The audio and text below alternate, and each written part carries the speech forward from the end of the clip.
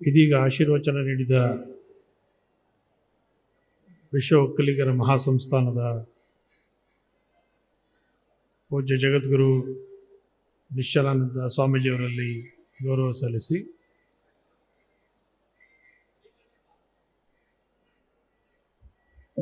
ರಾಷ್ಟ್ರೀಯ ಗ್ರಾಮೀಣ ಜೀವನೋಪಾಯ ಅಭಿಯಾನದ ನಿರ್ದೇಶಕರಾದ ಹಿರಿಯ IAS ಅಧಿಕಾರಿಗಳಾದ ಶ್ರೀಮತಿ ಸ್ನೇಹಲ್ ಅವರೇ, ಈ ವಿಶ್ವವಿದ್ಯಾನಿಲಯದ ವಿಶೇಷಾಧಿಕಾರಿಗಳಾದ ಡಾಕ್ಟರ್ ಹರಿಣಿಕುಮಾರ್ ಅವರೇ, ಈ ಜಿಲ್ಲೆಯ CEO ಅವರಾದ ಶ್ರೀಮತಿ ನಂದಿನಿ ಅವರೇ, ಧಾರವಾಡ ಕೃಷಿ ವಿಶ್ವವಿದ್ಯಾಲಯದ ಕುಲಪತಿಗಳಾದ ಡಾಕ್ಟರ್ ಪಾಟೀಲ್ ಅವರೇ, ಉದ್ದಿಮೆದಾರರಾದ ಶ್ರೀ ಉಮಾಪತಿ ಗೌಡ್ರೆ, ಡೀನ್ರವರಾದ ರಾಮಚಂದ್ರ ಅವರೇ, ಮಹಾಸಭೆ ಅಧ್ಯಕ್ಷರಾದ ಆನಂದ್ ಅವರೇ, ವೇದಿಕೆಯಲ್ಲಿ ಉಪಸ್ಥಿತರಿರುವ ಎಲ್ಲ ಕೃಷಿ ವಿಜ್ಞಾನಿಗಳೇ, ಗಣ್ಯಮಾನ್ಯರೇ, ರೈತ ಬಾಂಧವರೇ, ಮಂಡ್ಯದ ಕೃಷಿ ವಿಶ್ವವಿದ್ಯಾನಿಲಯದಲ್ಲಿ ಇದೇ ಮೊದಲ ಬಾರಿಗೆ ಸಮಗ್ರ ಕೃಷಿಯಿಂದ ಸುಸ್ಥಿರತೆ ಎಂಬ ಶೀರ್ಷಿಕೆಯಲ್ಲಿ ಕೃಷಿ ಮೇಳ ಆಯೋಜನೆಗೊಂಡಿದೆ. ನಮ್ಮ ಸಾಂಪ್ರದಾಯಿಕ ಕೃಷಿ ವಿಶ್ವವಿದ್ಯಾನಿಲಯಗಳಲ್ಲಿ ಬೆಂಗಳೂರು, ಧಾರವಾಡ ಮುಂತಾದೆಡೆ ಪ್ರತಿ ವರ್ಷ ಕೃಷಿ ಮೇಳ ನಡೀತಕ್ಕಂತಹದ್ದುಂಟು. ಇದೇ ಮೊದಲ ಬಾರಿಗೆ ಮಂಡ್ಯ ವಿಶ್ವವಿದ್ಯಾನಿಲಯದ ಕೃಷಿ ಮೇಳ ಆಯೋಜನೆಗೊಂಡು ಒಂದು ಕೃಷಿ ಮೇಳ ಎಷ್ಟು ವ್ಯವಸ್ಥಿತವಾಗಿ ಯಶಸ್ವಿಯಾಗಿ ನಡೀಲಿಕ್ಕೆ ಇದೊಂದು ಸಾಕ್ಷಿಯಾಗಿದೆ ಅಂತಂದರೆ ಅತಿಶಯೋಕ್ತಿ ಮಾತಾಗಲಾರದು. ಈ ಕೃಷಿ ಮೇಳದಲ್ಲಿ ಸುಮಾರು 8-10 ಲಕ್ಷ ಜನಗಳು ಇಲ್ಲಿ ಬಂದು ಇದನ್ನು ವೀಕ್ಷಿಸಿ ಮಾಹಿತಿಯನ್ನು ಪಡೆದಿರೋದು ಒಂದು ವಿಶೇಷವಾದಂತಹ ಸಂಗತಿ. ಇದೊಂದು ಕೇವಲ ಹೊರಗಿನ ಆಕರ್ಷಣೆಯ ಪ್ರದರ್ಶನ ಅಲ್ಲ, ಇದು ರೈತರಿಗೆ ಮಾಹಿತಿಯನ್ನು ಒದಗಿಸುವಂತಹ, ರೈತರು ಕೃಷಿಯ ಬಗ್ಗೆ ಅವರ ಜ್ಞಾನವನ್ನು ವೃದ್ಧಿಸಿಕೊಳ್ಳುವಂತಹ, ಕೃಷಿಯಲ್ಲಿ ಅವರು ಹೊಸ ವೈಜ್ಞಾನಿಕತೆಗಳನ್ನು ಅಳವಡಿಸಿಕೊಳ್ಳುವಂತಹ ಒಂದು ಶೈಕ್ಷಣಿಕ ಕೃಷಿ ಮೇಳ ಆಗಿದೆ ಅಂತಕ್ಕಂತಹದ್ದು ವಿಶೇಷವಾದಂತಹದ್ದು.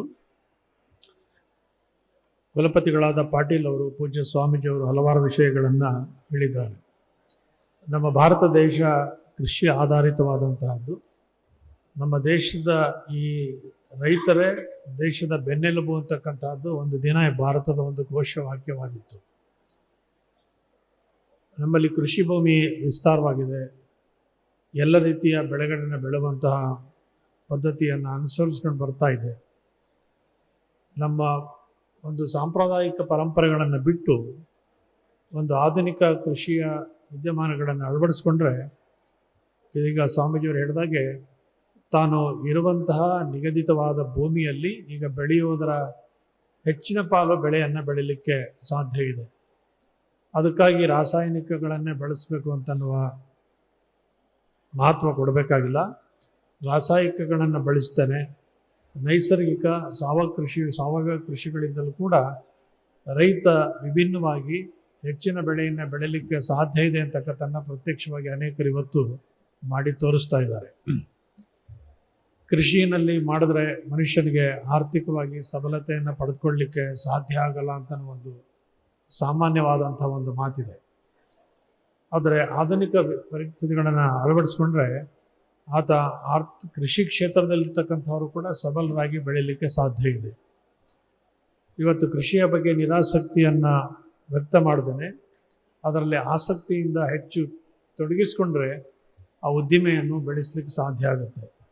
ನಿಮಗೆಲ್ಲ ಗೊತ್ತಿದೆ, ಇವತ್ತು ಅನೇಕ ಜನ IT-BTಯ ವಿಜ್ಞಾನಿಗಳು ಎಷ್ಟೋ ಲಕ್ಷಗಳ ಸಂಬಳವನ್ನು ತೆಗೆದುಕೊಳ್ತಾ ಇದ್ದಂಥವರು ಕಡಿಮೆ ಸಂಖ್ಯೆಯಲ್ಲಿ ಇರ್ಬೋದು. ಆದರೆ ಅವರು ಬಂದು ಅವ್ರ ಕೆಲಸವನ್ನು ಬಿಟ್ಟು ಸಾವಯವ ಬದಲಾದಂತಹ ಕೃಷಿಗಳನ್ನು ಆರಂಭಿಸಿ ಒಂದು ರೈತರಿಗೆ ಮಾದರಿಯಾಗಿ ಬೇಸಾಯವನ್ನು ಮಾಡ್ತಾ ಇದ್ದಾರೆ.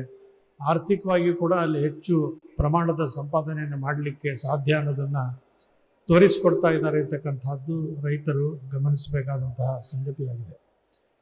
ಮಾನ್ಯ ಪಾಟೀಲರು ಸ್ವಾಮೀಜಿಯವರು ಅನೇಕ ಬಾರಿ ಉಲ್ಲೇಖಿಸಿದ್ರು, ನೀರು ಮತ್ತು ಭೂಮಿ ಇವೆರಡನ್ನ ಜೋಪಾನವಾಗಿ ಇಟ್ಕೊಳ್ಬೇಕಾದಂತಹದ್ದು ರೈತರ ಒಂದು ಜವಾಬ್ದಾರಿ, ಕರ್ತವ್ಯ. ನಮ್ಮಲ್ಲಿ ಇಲ್ಲಿ ಭತ್ತ ಕಬ್ಬ, ವಿಶೇಷವಾಗಿ ಮಂಡ್ಯ ಜಿಲ್ಲೆ ಅಂತಂದರೆ ಹಸಿ ಭತ್ತ ಬಿಸಿ ಬೆಲ್ಲ ಅನ್ನೋದಕ್ಕೆ ಪ್ರತೀಕ. ಅದು ಶ್ರೇಷ್ಠ. ಮಂಡ್ಯ ಜಿಲ್ಲೆ ಒಂದು ವೈಶಿಷ್ಟ್ಯತೆ. ಅದರ ನೀರಿನ ನಿರ್ವಹಣೆ ಅಂತ ಅನ್ನೋದು ಬಹಳ ಮುಖ್ಯವಾದಂತಹದ್ದು. ನಮ್ಮ ಭಾಗದಲ್ಲಿ ಹೆಚ್ಚು ಭತ್ತ ಬೆಳೆಯೋದ್ರಿಂದ ಅವರೊಮ್ಮೆ ನಾಟಿ ಹಾಕಿ 4 ದಿವಸ ಮುಗೀತು ಅಂತಂದರೆ ಒಂದು ಕಡೆಯಿಂದ ನೀರು ಬರ್ತಾ ಇರುತ್ತೆ, ಇನ್ನೊಂದು ಕಡೆ ನೀರು ಹೋಗ್ತಾನೆ ಇರುತ್ತೆ.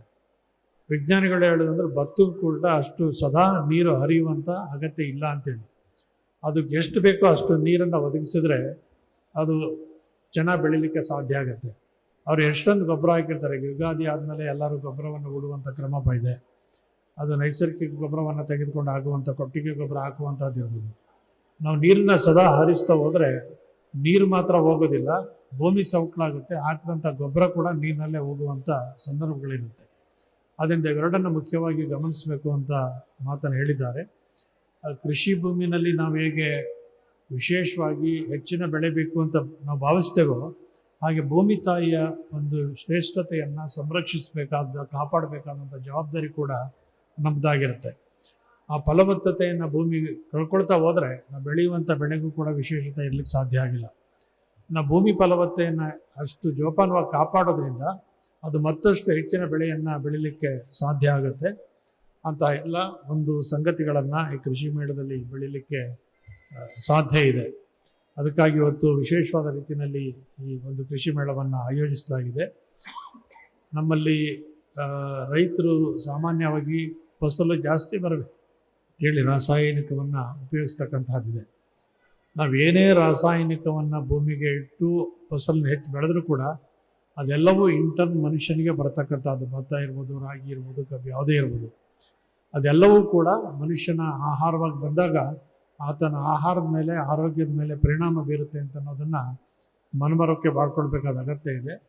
ಒಂದು ಕಾಲದಲ್ಲಿ 10 ವರ್ಷಗಳ ಹಿಂದೆ ನಮ್ಮಲ್ಲಿ ಒಂದು ಕೊರತೆ ಇದ್ದಾಗ, ನಮ್ಗೆ ಬೇಕಾದಂತಹ ಆಹಾರ ಧಾನ್ಯಗಳ ಕೊರತೆ ಇದ್ದಾಗ ಈ ರಾಸಾಯನಿಕಗಳನ್ನು ಬೆಳೆಸಿ ಅದನ್ನು ಅಭಿವೃದ್ಧಿ ಮಾಡಬೇಕು ಅಂತನ್ನೋ ಒಂದು ಕ್ರಾಂತಿಕಾರಿ ಯೋಜನೆಗಳು ನಡೆದದ್ದುಂಟು. ಆದರೆ ಅಂತಹ ರಾಸಾಯನಿಕಗಳನ್ನು ಬೆಳೆಸಿ ದೇಶವನ್ನು ಮುನ್ನಡೆಸುವಂಥ ವಿಜ್ಞಾನಿಗಳು ಇವತ್ತು ಹೇಳುವಂಥ ಮಾತೇನು ಅಂದರೆ, ರಾಸಾಯನಿಕವನ್ನು ಕಡಿಮೆ ಮಾಡಿ ಸಾವಯವದ ಕಡೆಗೆ ನಾವು ಹೆಚ್ಚು ಗಮನವನ್ನು ಕೊಡಬೇಕು ಅಂತ. ಹಾಗೆ ಸಿರಿಧಾನ್ಯಗಳ ಕಡೆಗೆ ಹೆಚ್ಚು ಗಮನ ಕೊಡುವಂಥ ಸಂದರ್ಭಗಳು ಒದಗಿ ಬಂದಿದೆ. ನಾವು ಇಲ್ಲಿಗೆ ಬಂದಾಗ ನಮ್ಮ CEO ನಂದಿನಿಯವರು ಜಿಲ್ಲಾ ಪಂಚಾಯತಿಯಿಂದ ಏರ್ಪಡಿಸಿರುವಂತಹ ಒಂದು ಮಳಿಗೆ ಕರ್ಕೊಂಡೋಗಿದ್ರು. ಅದೊಂದು ಸಾಂಕೇತಿಕವಾಗಿರ್ತಕ್ಕಂಥ ಸುಮಾರು 90ಕ್ಕೂ ಹೆಚ್ಚು ಇಲ್ಲಿ ಮಳಿಗೆಗಳಿದೆ ಅಂತಂದರು. ಅಲ್ಲಿ ನಮ್ಮ ಮಹಿಳಾ ಸ್ವಯಂ ಸಂಘ ಸಂಸ್ಥೆಗಳವರು ಈ ಜಿಲ್ಲೆಯಲ್ಲಿ ಅವರು ಸ್ವಇಚ್ಛೆಯಿಂದ ಪ್ರೇರಣೆಯಿಂದ ಮಾಡಿರುವಂತಹ ಎಲ್ಲ ಪದಾರ್ಥಗಳನ್ನು ಅಲ್ಲಿ ವೀಕ್ಷಣೆಗಿಟ್ಟಿದ್ದಾರೆ.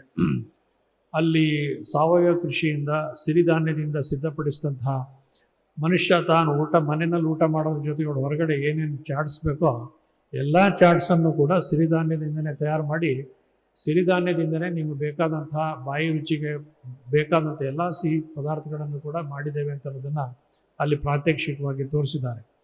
ಮನುಷ್ಯ ತಾನು ಆಹಾರ ಸೇವನೆ ಮಾಡೋದು ಮುಖ್ಯ ಅಲ್ಲ, ತಾನು ಮಾಡಿದಂಥ ಆಹಾರ ಸೇವನೆಯಿಂದ ಉತ್ತಮವಾದ ಆರೋಗ್ಯವನ್ನು ಕಾಪಾಡಿಕೊಡ್ತಕ್ಕಂತಹದ್ದು ಬಹಳ ಮುಖ್ಯವಾದಂತಹದ್ದು.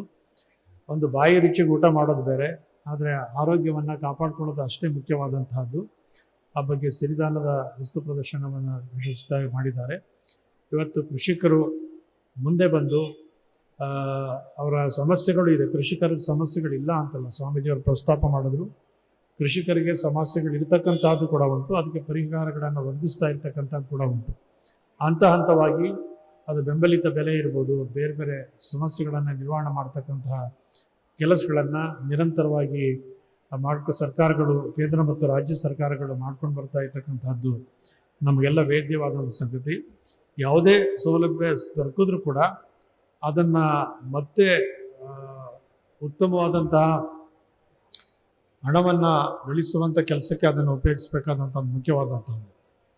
ಯಾವ ಉದ್ದೇಶಕ್ಕೆ ಸಾಲವನ್ನು ಪಡಿತೀವೋ, ಅನುದಾನವನ್ನು ಪಡಿತಾರೋ ಅದೇ ಉದ್ದೇಶಕ್ಕೆ ಅದನ್ನು ಬಳಸಬೇಕಾದಂಥ ಕೂಡ ಅಷ್ಟೇ ಮುಖ್ಯವಾದಂತಹದ್ದು. ಆ ಬಗ್ಗೆ ರೈತರು ಸದಾ ಗಮನ ಹರಿಸಬೇಕಾದಂಥ ಅಗತ್ಯ ಇದೆ ಅಂತ ನಾವು ಮಾತನ್ನು ಹೇಳಿ, ಇವತ್ತಿಲ್ಲಿ ಈ ಕೃಷಿ ಮೇಳದಲ್ಲಿ ಭಾಗವಹಿಸಲಿಕ್ಕೆ ಸಂತೋಷ ಆಗಿದೆ. ಮಾನ್ಯ ಹರಿಣಿ ಕುಮಾರ್ ಅವರು ಇದರ ಒಂದು ವಿಶೇಷಾಧಿಕಾರಿಗಳಾಗಿ ಸೇವೆಯನ್ನು ಸಲ್ಲಿಸ್ತಾ ಇದ್ದಾರೆ. ಅವರ ಮೊದಲ ಈ ಒಂದು ಕೃಷಿ ಮೇಳದಲ್ಲೇ ಅವರಿಗೆ ಯಶಸ್ವಿಯಾಗಿರ್ತಕ್ಕಂತಹದ್ದು ಇಡೀ ಜಿಲ್ಲೆಯ ಎಲ್ಲ ಅಧಿಕಾರಿಗಳು ಅವ್ರ ಜೊತೆಗೆ ನಿಂತು ಈ ವಿಶ್ವವಿದ್ಯಾನಿಲಯದ ಇಲ್ಲಿ ಮಾತನಾಡ್ತಾ ರಾಮಚಂದ್ರ ಅವರು ಪ್ರಸ್ತಾಪಿಸಿದ ಹಾಗೆ ಎಲ್ಲ ಕೃಷಿ ವಿದ್ಯಾನಿಲಯದ ಎಲ್ಲರೂ ಕೂಡ ಸಹಕಾರ ಕೊಟ್ಟದ್ರಿಂದ ಇದು ಯಶಸ್ವಿಯಾಗಿ ನಡೀಲಿಕ್ಕೆ ಸಾಧ್ಯ ಆಗಿದೆ. ಒಂದು ಸಂಭ್ರಮದ ಸಡಗರದ ಇಡೀ ಒಂದು ರೈತರ ಮೇಳವೇ ಈ ಕೃಷಿ ವಿಶ್ವವಿದ್ಯಾನಿಲಯದಲ್ಲಿ ಸಮಾವೇಶಗೊಂಡಿದೆ ಅಂತಕ್ಕಂಥದ್ದು ಅತ್ಯಂತ ಹೆಮ್ಮೆಯಿಂದ ಹೇಳಬೇಕಾದಂಥ ಸಂಗತಿ. ಅವರು ಶ್ರಮದಿಂದ ಬಂದವರು, ಶ್ರೀಗಳು ಹೇಳಿದಾಗೆ ಇದೇ ಜಿಲ್ಲೆಯವರು, ಅದರಿಂದ ಮಂಡ್ಯ ಜಿಲ್ಲೆಯವರಾದ್ರಿಂದ ಮಂಡ್ಯ ಜಿಲ್ಲೆ ಯಶಸ್ವಿಯಾಗಿ ನಡೆಸಬೇಕು ಅಂತನ್ನುವ ಕಾಳಜಿ, ಕುತೂಹಲ ಅವರಲ್ಲಿ ಸಹಜವಾಗಿ ಇದ್ದೇ ಇರುತ್ತೆ. ಅವರದ್ದು ಅಷ್ಟೊಂದು ಯಶಸ್ವಿಯಾಗಿ ಇಲ್ಲಿ ಯಾವುದೋ ನ್ಯೂನತೆ ಕೊರತೆ ಇಲ್ಲ ಅನ್ನೋ ರೀತಿಯಲ್ಲಿ ಏರ್ಪಡಿಸಿರೋದು ಒಂದು ವಿಶೇಷವಾದಂತಹದ್ದು. ಈ ಕಾರ್ಯಕ್ರಮವನ್ನು ಮಾನ್ಯ ಮುಖ್ಯಮಂತ್ರಿಗಳು ಬಂದು ಉದ್ಘಾಟಿಸಿದ್ದಾರೆ. ಜಿಲ್ಲಾ ಸಚಿವರು ಇದರಲ್ಲಿ ಸಂಪೂರ್ಣವಾಗಿ ತೊಡಗಿಸಿಕೊಂಡಿದ್ದಾರೆ. ನಿನ್ನೆ ಕೇಂದ್ರದ ಸಚಿವರಾದ ಕುಮಾರಸ್ವಾಮಿಯವರು, ಆದಿಚುಂಚನಗಿರಿಯ ಶ್ರೀಗಳು, ಹೀಗೆ ಎಲ್ಲ ಗಣ್ಯಮಾನ್ಯರು ಕೂಡ ಈ ಕಾರ್ಯಕ್ರಮದಲ್ಲಿ ಭಾಗವಹಿಸಿ ಎಲ್ಲ ರೀತಿಯನ್ನು ಬೆಂಬಲವನ್ನು ನೀಡಿರ್ತಕ್ಕಂತಹದ್ದು ಸಂತೋಷಿಸುವ ಸಂಗತಿ. ಪೂಜ್ಯ ಶ್ರೀ ನಿಶ್ಚಲಾನಂದ ಸ್ವಾಮೀಜಿಯವರು ಇಲ್ಲೇ ಅವರು ಅಡಿಷನಲ್ ಡೆಪ್ಟಿ ಕಮಿಷನರ್ ಆಗಿದ್ದರು. ಇನ್ನೊಂದು ಹೆಜ್ಜೆ ಮೇಲಕ್ಕೆ ಹೋಗೋದಿತ್ತು ಡೆಪ್ಟಿ ಕಮಿಷನರ್ ಆಗಲಿಕ್ಕೆ. ಆದರೆ ಅವರು ಸಾಮಾಜಿಕ ಸೇವೆಯಲ್ಲಿ ತೊಡಗಿಸಿಕೊಳ್ಬೇಕು ಅಂತನ್ನುವ ಹಂಬಲದಿಂದ ಅವರಿಗಿದ್ದಂತಹ ಅತ್ಯಂತ ಉನ್ನತವಾದ ಅಧಿಕಾರವನ್ನು ತ್ಯಜಿಸಿ ನಿಜವಾಗ್ಲೂ ಕೂಡ ಒಂದು ತ್ಯಾಗ ಮನೋಭಾವದಿಂದ ಒಂದು ಮಠದ ಸ್ವಾಮಿಗಳಾಗಿ ಜನತೆಯಲ್ಲಿ ಜಾಗೃತಿಯನ್ನು ಮೂಡಿಸುವಂಥ ಒಂದು ಮಹತ್ ಕಾರ್ಯವನ್ನು ಕೈಗೊಂಡಿರ್ತಕ್ಕಂಥದ್ದು ತುಂಬ ಸಂತೋಷದ ಸಂಗತಿ. ನಮ್ಮ ಶ್ರೀಮತಿ ಸ್ನೇಹಲ್ ಅವರು ಬಂದಿದ್ದಾರೆ, ಹಿರಿಯ IAS ಅಧಿಕಾರಿಗಳು. ಇಲ್ಲಿ ಏನು ಜಿಲ್ಲಾ ಪಂಚಾಯಿತಿಯಿಂದ ಸ್ವಸಹಾಯ ಸಂಘಗಳಿಂದ ಮಳಿಗೆಗಳನ್ನು ಮಾಡಿದ್ದಾರೆ, ಅವ್ರಿಗೆ ಬೇಕಾದಂತಹ ಎಲ್ಲ ಸೌಲಭ್ಯಗಳು, ಆರ್ಥಿಕ ಸೌಲಭ್ಯಗಳನ್ನು ಒದಗಿಸುವ ನಿರ್ದೇಶನ ಮಾಡುವಂಥ ಒಂದು ಅಭಿಯಾನವಾದ ಮುಖ್ಯ ನಿರ್ದೇಶಕರಾಗಿ ಅವರಿಲ್ಲಿ ಬಂದಿರತಕ್ಕಂಥದ್ದು. ಮತ್ತು ಮುಂದೆ ಇಂಥ ಯಾವುದೇ ಯೋಜನೆಗಳಿಗೆ ಎಲ್ಲ ರೀತಿಯ ಸಹಾಯ ನೆರವುಗಳನ್ನು ನೀಡುವಂಥ ಭರವಸೆಯನ್ನು ಕೊಟ್ಟಿರ್ತಕ್ಕಂಥದ್ದು ತುಂಬ ಒಳ್ಳೆಯ ಅಧಿಕಾರಿಗಳು, ಪ್ರಾಮಾಣಿಕವಾದ ಅಧಿಕಾರಿಗಳು. ಮಂಡ್ಯದವ್ರಿಗೆ ಅಭಿಮಾನ ಅಂತಂದರೆ ಅವ್ರ ಸೇವೆಯನ್ನು ಪ್ರಾರಂಭಿಸಿದ್ದೇ ಮಂಡ್ಯ ಜಿಲ್ಲೆಯಲ್ಲಿ ಇರ್ತಕ್ಕಂಥದ್ದು ಮಂಡ್ಯದವರೆಲ್ಲ ಅಭಿಮಾನ ಪಡಬೇಕಾದಂಥ ಸಂಗತಿ. ಅವರು ನಮ್ಮ ಜೊತೆ ಇದ್ದಾರೆ. CEO ಅವರಾದ ನಂದಿನಿಯವರು ಮೂಲತಃ ಕೋಲಾರದವರು, ನಿಮ್ಮ ಮಂಡ್ಯದ ಸೊಸೆ ಅವರು, ಕೋಲಾರದ ಮಗಳು. ಅವರು ತುಂಬ ಉತ್ಸಾಹದಿಂದ ಶ್ರದ್ಧೆಯಿಂದ ಈ ಕೃಷಿ ಮೇಳ ಯಶಸ್ವಿ ಆಗಬೇಕು ಅಂತೇಳಿ ಈ ಕೃಷಿ ಮೇಳದಲ್ಲಿ ಏನಿರುತ್ತೆ ಅಂತ ಅನ್ನೋದನ್ನು ಇಡೀ ರೈತ ಬಾಂಧವರಿಗೆ ತೋರಿಸ್ಲಿಕ್ಕಾಗಿ 2 ವೀಲರ್ ಒಂದು ಶೋ ಮಾಡಿ ಸ್ಕೂಟರ್ ಮತ್ತು ಸೈಕಲ್ಗಳಲ್ಲಿ ಇಲ್ಲಿ ಲೈವ್ ಎಕ್ಸಿಬಿಷನ್ ಏನಿದೆ ಅದನ್ನೆಲ್ಲ ತೋರಿಸಿ ಕೃಷಿಕರು ಹೀಗೆಲ್ಲ ಬೆಳೀಲಿಕ್ಕೆ ಸಾಧ್ಯ ಇದೆ ಅಂತನ್ನುವ ಅತ್ಯಾಕರ್ಷಕವಾದ ರ್ಯಾಲಿಯನ್ನು ಮಾಡಿ ಇಲ್ಲಿ ಬಹಳ ಸೂಕ್ಷ್ಮವಾಗಿ ಪ್ರತಿಯೊಂದನ್ನು ಅವರು ಪರಿಶೀಲಿಸಿ ಅವ್ರ ಜಿಲ್ಲಾ ಪಂಚಾಯತಿಯಿಂದ ಸ್ವಸಹಾಯ ಸಂಘಗಳ ಸುಮಾರು 100ಕ್ಕೂ ಹೆಚ್ಚು ಮಳಿಗೆಗಳು ಇಲ್ಲಿ ಬಂದು ತೆರೆದು ಬಂದು ಅವ್ರ ಸಂತೋಷ ಆದದ್ದೇನು ಅಂತಂದರೆ, ಮಳಿಗೆ ಇಡಿ ಅಂತಂದಾಗ ಭಾಳ ಎಲ್ಲ ಜನ ಹಿಂಜರಿತಾ ಇದ್ದರು. ಏನು ಮೇಡಮ್ ಅಲ್ಲಿ ಇಟ್ಟರೆ ಏನು ನಮಗೆ ಮಾರಾಟ ಆಗೋಣ ಅಂತ. ಈಗ ಅವ್ರು ಹೇಳ್ತಾ ಇದ್ರು, ಇಟ್ಟದ್ದು ಭಾಳ ಸಂತೋಷ, ಒಳ್ಳೆ ಕೆಲಸ ಮಾಡಿದ್ರಿಂದ ಲಕ್ಷಾಂತರ ಜನ ಬಂದದ್ರಿಂದ ಸ್ವಸಹಾಯ ಸಂಘಗಳು ಏನು ತಯಾರು ಮಾಡಿದ್ರು ಎಲ್ಲ ಉತ್ಪನ್ನಗಳು ಕೂಡ ವಿಶೇಷವಾಗಿ ಮಾರಾಟವಾಗಿ ಪ್ರತಿಯೊಬ್ಬರಿಗೂ ಲಕ್ಷಗಟ್ಟಲೆ ಹಣ ಸಂಪಾದನೆ ಆಗಿದೆ ಅಂತಕ್ಕಂಥದ್ದು ಮುಖ್ಯವಾದಂಥದ್ದು. ಅಂದರೆ ಒಂದು ವ್ಯವಸ್ಥೆಯನ್ನು ಮಾಡಿದ್ರೆ, ಅವಕಾಶಗಳನ್ನು ಕಲ್ಪಿಸಿಕೊಟ್ರೆ ಸಾಮಾನ್ಯ ಮಹಿಳೆಯರು ತಯಾರು ಮಾಡುವಂಥ ವಸ್ತುಗಳು ಕೂಡ ಅವರು ಹೆಚ್ಚು ಆದಾಯವನ್ನು ಪಡೆದುಕೊಳ್ಳಲಿಕ್ಕೆ ಸಾಧ್ಯ ಇದೆ ಅಂತ ಅನ್ನೋದಕ್ಕೆ ಮಂಡ್ಯದ ಒಂದು ಕೃಷಿ ಮೇಳ ಸಾಕ್ಷಿಯಾಗಿದೆ ಅಂತ ಅವರನ್ನು ಈ ಸಂದರ್ಭದಲ್ಲಿ ಅಭಿನಂದಿಸಿ, ನಮ್ಮ ಪಾಟೀಲರು ಧಾರವಾಡದಿಂದ ಬಂದು ಅವರ ಅನೇಕ ಸಹೋದ್ಯೋಗಿಗಳು ಕೂಡ ಇಲ್ಲಿ ಬಂದು ತುಂಬ ಒಳ್ಳೆಯ ಮಾತುಗಳನ್ನು, ಅರ್ಥಪೂರ್ಣವಾದಂತಹ ಸುಸ್ಥಿರ ಸಮಾಜ ನಿರ್ಮಾಣ ಆಗಬೇಕಾದ್ರೆ ಸುಸ್ಥಿರ ಕೃತಿ ಅನುಸರಿಸಿದಾಗ ಮಾತ್ರ ಸಾಧ್ಯ. ಮತ್ತು ಅವರು ಎಲ್ಲ ಸಮ್ಮಿಶ್ರ ಬೆಳೆಗಳ ಬಗ್ಗೆ ಹೇಳಿದ್ರು. ಭತ್ತ ಬೆಳೀತಾರೆ ಅಂದರೆ ಭತ್ತನೇ ಬೆಳೆಯೋದು, ಕಬ್ಬು ಅಂದರೆ ಕಬ್ಬನ್ನೇ ಬೆಳೆಯೋದು ಆಗಬಾರ್ದು. ಎಲ್ಲ ಭೂಮಿಯಲ್ಲಿ ಬೇರೆ ಬೇರೆ, ಈಗ ಮನುಷ್ಯ ಊಟ ಮಾಡುವಾಗ 3 ಹೊತ್ತು ಅನ್ನ ಊಟ ಮಾಡಲ್ಲ, ಅಥವಾ 3 ಅನ್ನ ಸಾರು ಊಟ ಮಾಡಲ್ಲ, ಅನ್ನ ಮಾಡೋದು ಚಪಾತಿ ಮಾಡ್ತಾರೆ. ಹೇಗೆ ಮನುಷ್ಯನ ಆಹಾರಕ್ಕೆ ಬೇರೆಯನ್ನು ಬಳಸಿದಾಗ ಅವನಿಗೆ ತೃಪ್ತಿ ಸಿಗುತ್ತೋ ಹಾಗೆ ಭೂಮಿಗೆ ತೃಪ್ತಿ ಅಲ್ಲ, ಬೇರೆ ಬೇರೆಯನ್ನು ಬೆಳೆದ್ರೆ ಭೂಮಿ ಫಲವತ್ತು ಆಗಲಿಕ್ಕೆ ಸಾಧ್ಯ ಆಗುತ್ತೆ. ಅದ್ರ ಬಗ್ಗೆ ಹೆಚ್ಚು ಗಮನ ಹರಿಸಬೇಕು ಅಂತನ್ನುವ ಆಶಯವನ್ನು ವ್ಯಕ್ತ ಮಾಡಿದ್ದಾರೆ. ನಮ್ಮ ಉದ್ದಿಮೆದಾರರಾದ ಮತ್ತು ಫಿಲ್ಮ್ ಪ್ರೊಡ್ಯೂಸರಾದ ಶ್ರೀ ಉಮಾಪತಿ ಗೌಡರು ಕೂಡ ಈ ಕಾರ್ಯಕ್ರಮದಲ್ಲಿ ಉಪಸ್ಥಿತಿರ್ತಕ್ಕಂಥದ್ದು ಸಂತೋಷ ಸಂಗತಿ. ಹಾಗೆ ಅಂತೇಳಿ ಈ ಕಾರ್ಯಕ್ರಮದಲ್ಲಿ ಅನೇಕ ವಿಜ್ಞಾನಿಗಳು, ಅನೇಕ ವೈಚಾರಿಕ ಚರ್ಚೆಗಳಾಗಿದೆ, ಸಂವಾದಗಳಾಗಿದೆ. ರೈತರು ಅವರ ಸಮಸ್ಯೆಗಳನ್ನು ಪರಿಹರಿಸಿಕೊಳ್ಳಬೇಕಾದಂಥ ಅನೇಕ ಅಂಶಗಳು ಇಲ್ಲಿ ಉಲ್ಲೇಖಿತವಾಗಿದೆ. ಹಾಗೆ ಅಂತೇಳಿ ಇಲ್ಲಿ ನಮ್ಮ ಕೃಷಿ ವಿಜ್ಞಾನ ಕೇಂದ್ರದ ಜ್ಞಾನೇಶ್ ಅವರು ಕೂಡ, ಮುಖ್ಯ ವಿಜ್ಞಾನಿಗಳಾದ ಜ್ಞಾನೇಶ್ ಅವರು ಕೂಡ ಬಂದಿದ್ದಾರೆ. ಈ ಮಂಡ್ಯದ ಕೃಷಿ ಮೇಳದ ಮುಂದುವರೆದ ಭಾಗವಾಗಿ ಸುತ್ತೂರಿನಲ್ಲಿ ಮುಂದಿನ ಜನವರಿ 15ರಿಂದ 20ರವರೆಗೆ KVKಯಿಂದ ಕೃಷಿ ಮೇಳ ಕೂಡ ನಡೀತಾ ಇದೆ. ರೈತರು ಅಲ್ಲಿ ಬರ್ಬೋದು. ಅಲ್ಲಿ ಇಂತಹ ಅನೇಕ ತಾಂತ್ರಿಕ ಚರ್ಚೆಗಳು, ಸಂವಾದಗಳು ಕೂಡ ಅವಕಾಶ ಇರುತ್ತೆ. ಅದರ ಸದುಪಯೋಗವನ್ನು ಕೂಡ ನೀವು ಪಡ್ಕೊಳ್ಳಿಕ್ಕೆ ಅವಕಾಶ ಇದೆ ಅಂತ ನಮ್ಮ ಮಾತನ್ನು ಹೇಳಿ, ಈ ಕೃಷಿ ಮೇಳವನ್ನು ಇಷ್ಟು ಯಶಸ್ವಿಯಾಗಿ ಏರ್ಪಡಿಸಿರ್ತಕ್ಕಂತಹ ಮಾನ್ಯ ವಿಶೇಷಾಧಿಕಾರಿಗಳಾದ ಹರಿಣಿ ಕುಮಾರ್ ಅವರು, ಅವರ ತಂಡದವರು, ಇಲ್ಲಿ ಭಾಗವಹಿಸಿದವ್ರನ್ನೆಲ್ಲ ಅಭಿನಂದಿಸಿ, ಶ್ರೀಗಳವ್ರಿಗೆ ಹೇಳಿದಾಗೆ ಅವರು ವಿಶೇಷಾಧಿಕಾರಿಗಳಾಗಿ ಇಷ್ಟು ಕೆಲಸ ಮಾಡಿದ್ದಾರೆ. ಅವರು ರೆಗ್ಯುಲರ್ ಕುಲಪತಿ ಆದರೆ ಇನ್ನೂ ಹೆಚ್ಚಿನ ಕೆಲಸ ಮಾಡಲಿಕ್ಕೆ ಅವಕಾಶ ಆಗುತ್ತೆ. ಸರ್ಕಾರ ಬಗ್ಗೆ ಗಮನ ಹರಿಸಿ ಅವ್ರಿಗೆ ಸೇವೆ ಮಾಡಲಿಕ್ಕೆ ಅವಕಾಶಗಳನ್ನು ಕಲ್ಪಿಸಿಕೊಡುವಂಥ ಮನಸ್ಸನ್ನು ಮಾಡಲಿ ಅಂತನ್ನುವ ಆಶಯವನ್ನು ವ್ಯಕ್ತ ಮಾಡಿ, ಈ ಕೃಷಿ ಮೇಳ ಚೆನ್ನಾಗಿ ನಡೆದಿದೆ, ಸಂಪನ್ನ ಆಗ್ತಾಯಿದೆ. ಹೀಗೆ ಮುಂದುವರಿಲಿ. ಈ 5 ಜಿಲ್ಲೆಗಳಿಗೆ ಒಂದು ಮಾರ್ಗದರ್ಶನ ಕೇಂದ್ರವಾಗಿ ನಿರಂತರವಾಗಿ ಮುಂದುವರಿಯುವಂಥ ಅವಕಾಶಗಳು ಉಂಟಾಗಲಿ ಅಂತನ್ನುವ ಆಶಯ ವ್ಯಕ್ತ ಮಾಡಿ, ಭಗವಂತನ ಕೃಪೆ ಎಲ್ರಿಗೂ ಇರಲಿ ಅಂತ ಹರಿಸಿ 4 ಮಾತು ವಿರಾಮ.